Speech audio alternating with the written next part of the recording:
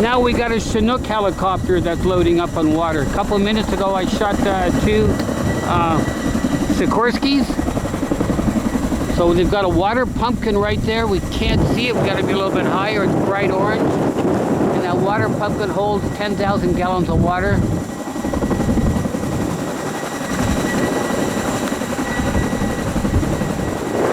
There's been 3 Chinooks working this fire. I will notice them today.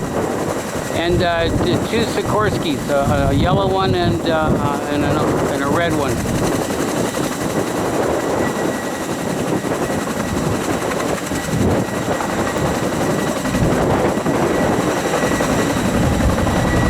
I'm at Bravo 69 in Topanga.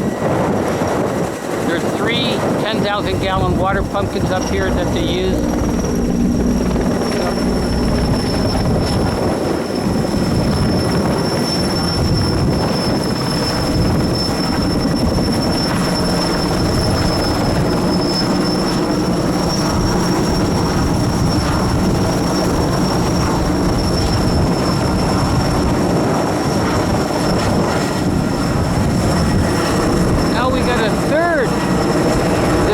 Sikhorsky.